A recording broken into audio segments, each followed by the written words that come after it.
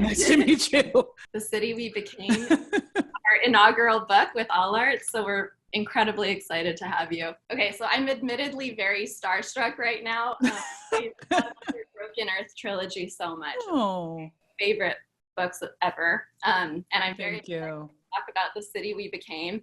Nice. So where were you when you had the spark of the idea to write The City We Became? And was there a specific place in New York or a dream or a person or something that just made you want to write it? No, I didn't really have a single spark for this one. I don't normally. I often have like various things that sort of come together and form into an idea.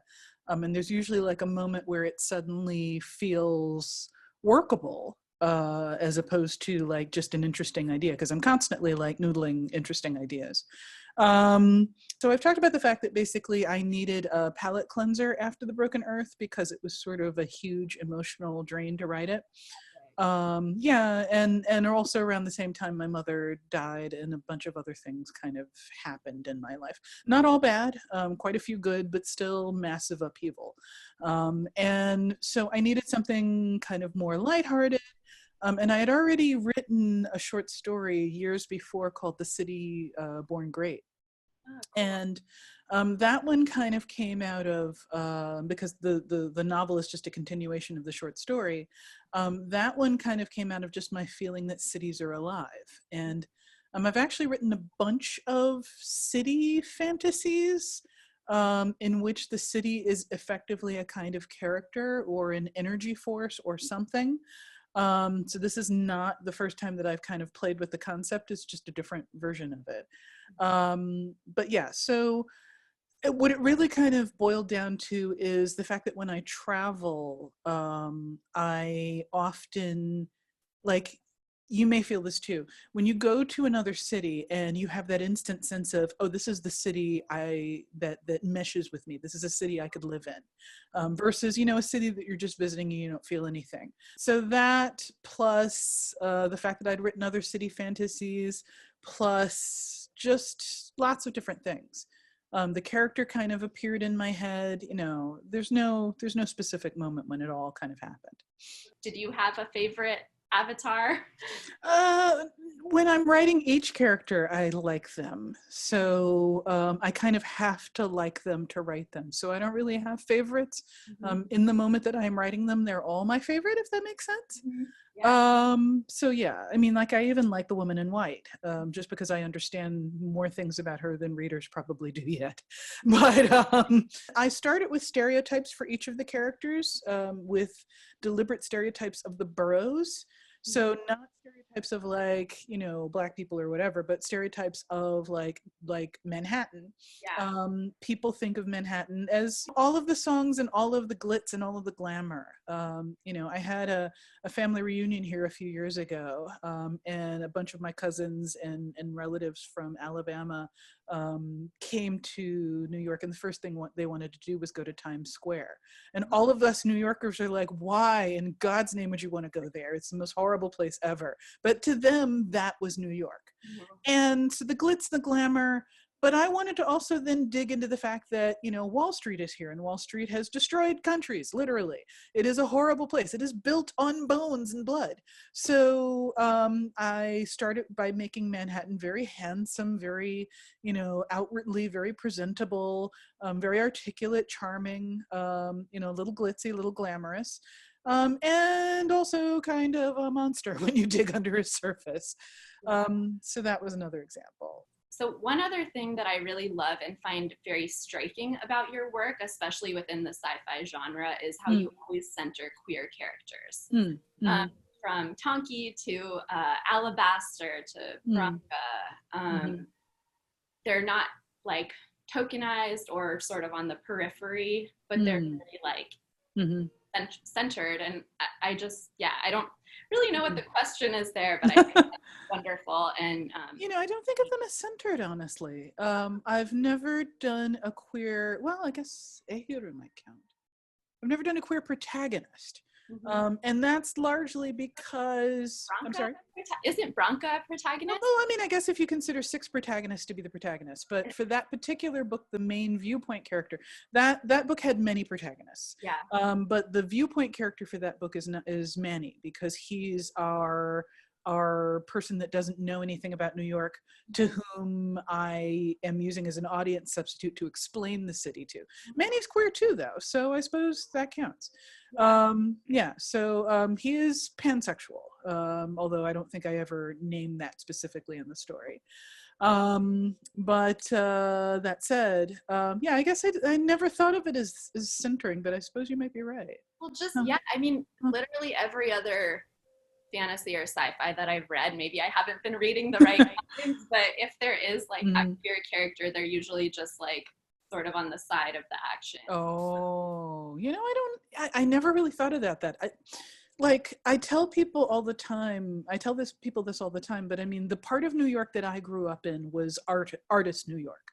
My father is a visual artist.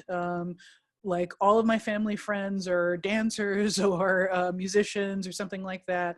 I had the world's biggest crush on Ron Carter for like many years. Who's this great older jazz musician. So like I grew up around art and artists, and that's multicultural. It's full of queer people, it's full of brown people, it's full of people from other countries, it's full of people who try different ways of expressing themselves. That's the New York I know. I do not know Friends New York or Girls New York or Seinfeld New York. You have also read a lot of those fantasies in which, you see nothing but white dudes, and there's not even like a lot of women or children or anything around. And that's not people, that's not humanity. I want to write real humanity. Well, we are very thankful to you for that. I guess reading The City We Became during this time, it almost felt prophetic to me. When I was reading about when Manny and Belle are walking through Inwood Park and the woman like calling the cops on them, I immediately thought of the man in Central Park, the bird watcher, and the white woman's calling the cops on him. And then you have the woman in white who's infecting people, almost like spreading sickness. It just felt like, holy crap, this is like real life. How does it feel to just have a book that's so about this moment in a way, even though it's sci-fi? I mean, all I was doing was basing it on the world as I see it all the time. You do have to remember that given the publishing cycle, I wrote this book 2 years ago. So, and it's pretty normal for books to be turned in like a solid 6 to 12 months before they actually come out. And so, naturally, I did not know that COVID was coming. Naturally, I did not anticipate that particular interaction in Central Park, but there are interactions like that all the time, Barbecue Becky and all that other stuff. So, this is not it wasn't intended to be prophetic, obviously, although science fiction often tries to be. In this case, I actually was just trying to be in the moment, but the moment just keeps repeating the same old. So, sorry, I'm supposed to watch my language. But yeah, so I mean, I did not anticipate a global pandemic. God knows I wasn't expecting that, and I definitely didn't want to experience it. It was just the most horrific thing that I could think of, and then bam, here we are, 2020. And it's been an ongoing problem as I work on books 2 and 3, because 2020 keeps doing things that I was planning to do in the books. So yeah. Maybe you are maybe you have a little bit of a seer quality. I don't want to. And if so, I want to send that gift back. I want to return it and exchange it for something better, because this is not good. I read, I think it was perhaps something you had said about how the woman in white actually represents gentrification. I moved to Bed-Stuy about a little over 2 years ago. And so that was about the time that I was writing this book. Yeah. And one of the first things that I learned upon moving to Bed-Stuy is that there's kind of a small epidemic of people, elderly people and families that have owned brownstones for years or generations, getting the brownstones kind of eminent domained out from under them. The very thing that happens to Brooklyn in this book. is a thing that is happening in real time to many families in Bed-Stuy.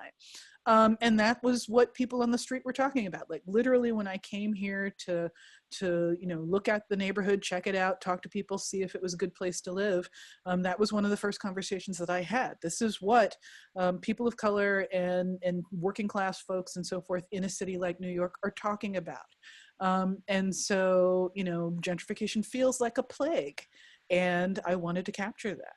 I don't know, are there ways that you would tell like people that they can be cognizant of like minimizing their negative impact in the sense of gentrification? I mean, there are a number of things that can be done, but they are not individual things. They are things that need to be done at a policy level.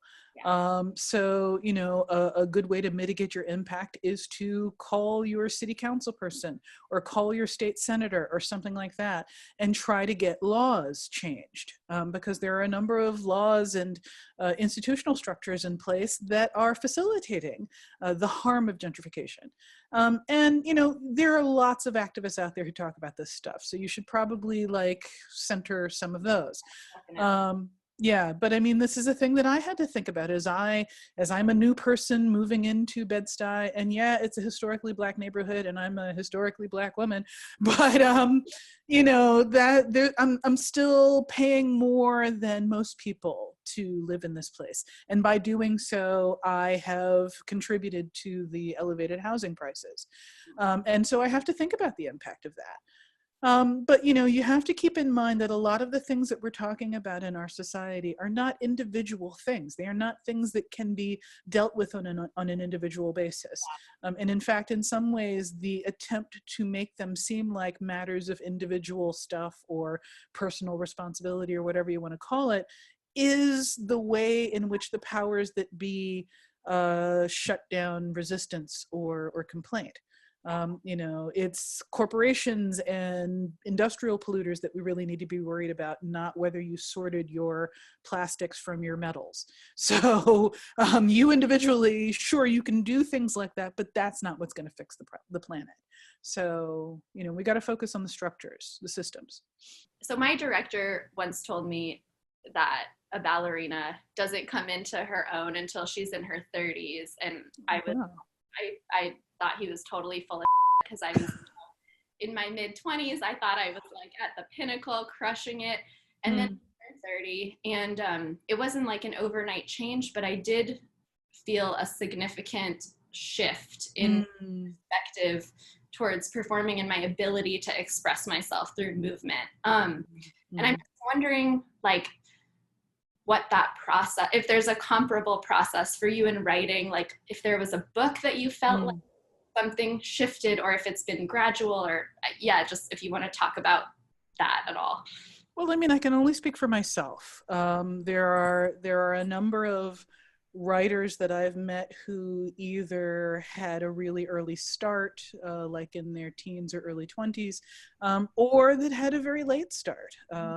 There's actually one of the Speculative Literature Foundation's grants is for older writers just starting out in the field, because it's so common, especially in genre fiction, for writers to basically go through a midlife crisis and realize they've always wanted to write and then actually start doing it and then be good at it. But for me, it was very much, I had to hit my 30s before I really knew what I was doing. And I've written since I was 8 years old. So, I was writing throughout my childhood, my teens.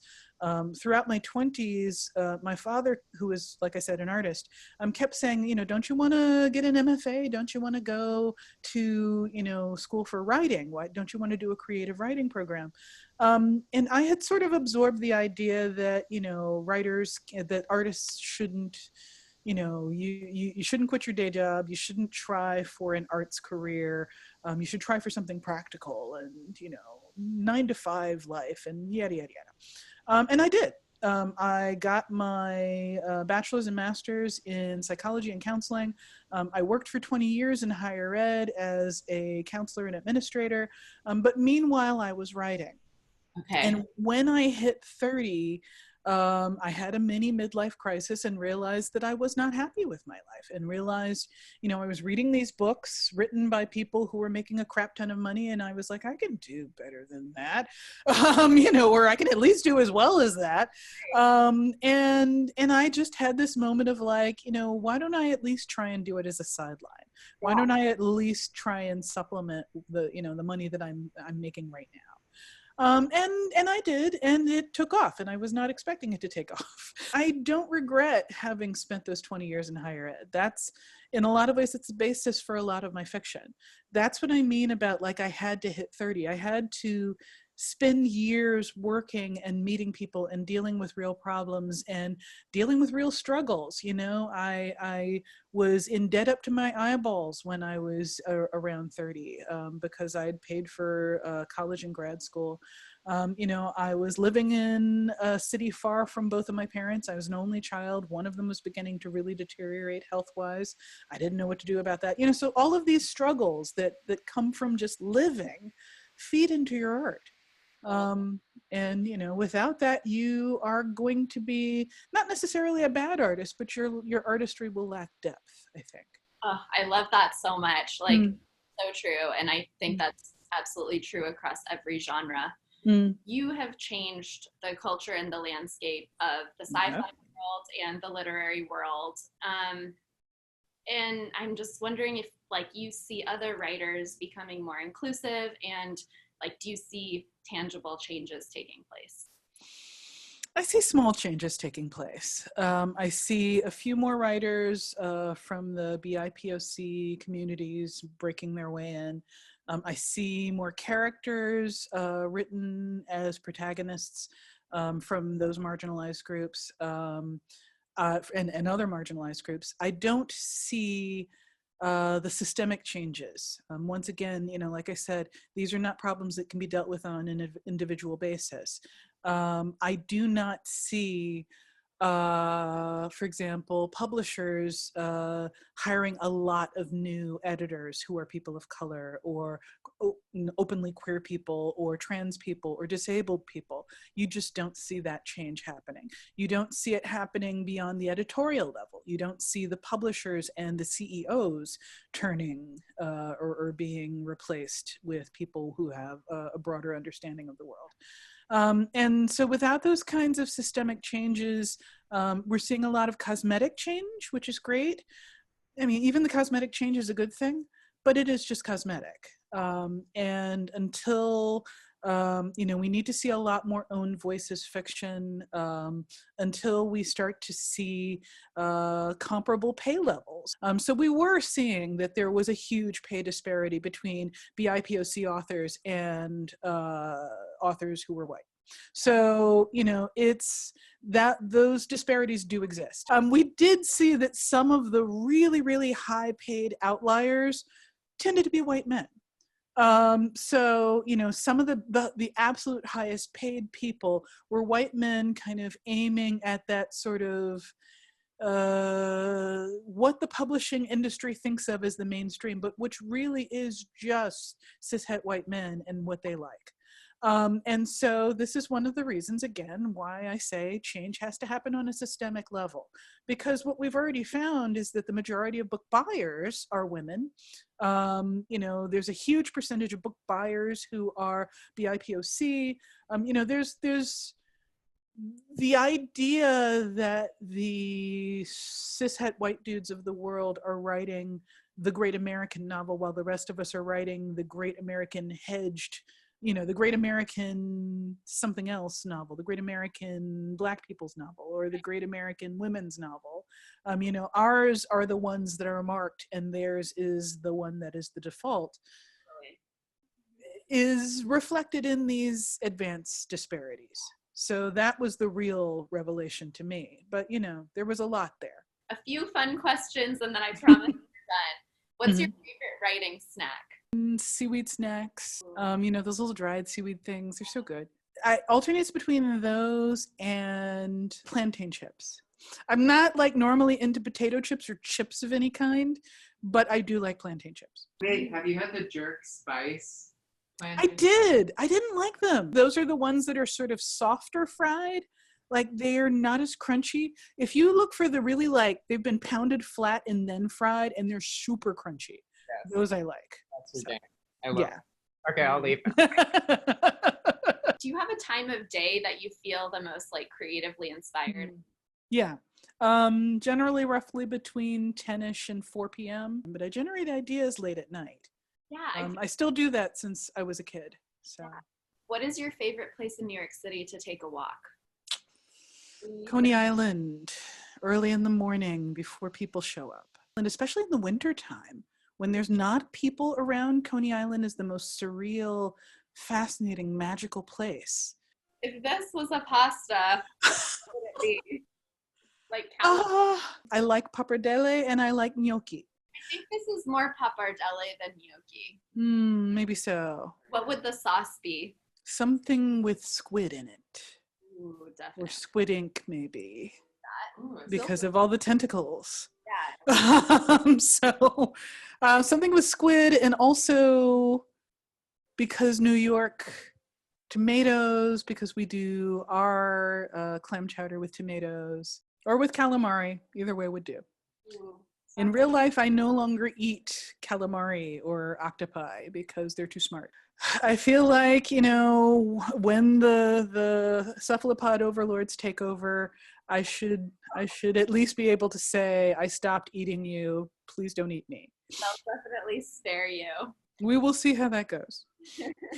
Which of your characters are you most like? All of them are aspects of me because I have to sort of embody them to some degree. Even Aislinn, in a lot of ways, is me kind of wrestling with some relationship issues that I've had in the past and things like that. So, and beliefs that I've had to kind of work my way through, because some of like my understandings of how to relate to other people. I was raised in a bigoted society like everybody else. I have to work on that stuff constantly. So yeah, I mean, even she is in some ways an aspect of me. Very last question. Can we see your cat? One of them? They're both asleep. Magpie is up on the cat condo. I think Ozzy's up in the front. So Mind, maybe you could send us a photo. I have many photos of these guys, so sure. I have an especially cute one of Magpie showing his belly. Well, thank you so much. Bravo. Well, thank you. Thanks. Have a wonderful evening. Bye.